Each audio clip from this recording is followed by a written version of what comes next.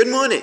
In this week's Sidra of Nitzavim, we begin the parasha by reading about the covenant and the oath that we are entering into with Hashem. Bevrit Hashem Elokecha uva'alato.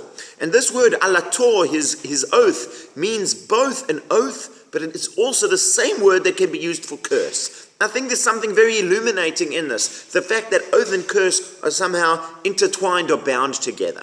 And the reason it seems to me is because the difference between saying, maybe I'll be there, or even I will be there, and saying, I take an oath that I will be there, is a matter of the consequences. An oath is saying, I give you my word that I will be there, I swear it, and if I am not, there will be negative consequences. God forbid, a curse will come upon me if I break my oath. That's what the oath means. It is not a consequence-free commitment. You want a consequence-free commitment? So say, maybe, I'll see, I'll try. But to say I will be there means that I'm going to be there. Now that's the strongest possible case of alator, of his oath, of the curse that comes with that, of really committing yourself through swearing an oath. However, I think it's a sliding scale that applies all the way back. And Rabbi Tatz was speaking recently about people who, whilst they didn't necessarily have a tradition of Torah observance, their parents and grandparents had, and they maintained many of the values of Torah. The example he gave about people he knew was that he said, although, as I said, they didn't necessarily keep everything, if they said they would be somewhere, they went. If they'd committed to an engagement, they were there. Now, these were not people who had sworn an oath, but on the sliding scale, when you give your word, that means something. It binds you in some way to the extent that there are consequences if you do not keep it. And that's the point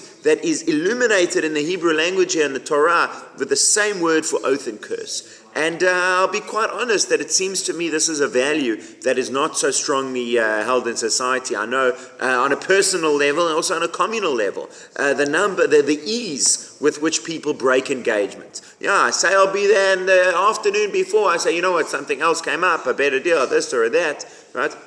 And I'm not saying there aren't valid reasons not to keep something, but I really think that part of what the Torah wants us to know is that when you commit, there are consequences to that commitment. Once you have committed, either the consequences you come, or the consequence is, right, that you have given up your word. And when you've given up your word, you've in a sense sacrificed a part of yourself. Your commitments are who you are. Bevrit Hashem Elokecha uva'alato. And without giving that, without investing and committing, you've also lost something. You can always sit on the fence and you can always say maybe, but you're not going to get anywhere with that.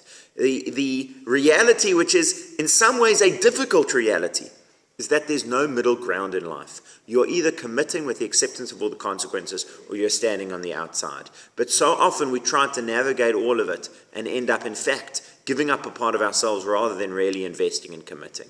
Hashem does not want us to say maybe. Hashem wants us to say, yes, Hashem, I will swear an oath, I will do it, or I will accept the curse that comes with it. Please God, we should only have blessing, because of course when we do keep our word, that brings blessing. Maybe I should have mentioned that as well.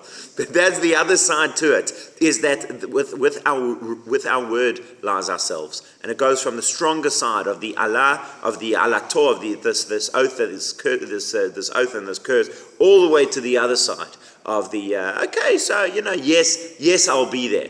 It's also binding. It also means something. And that's also a part of ourselves that we have offered to another person. Have a wonderful day.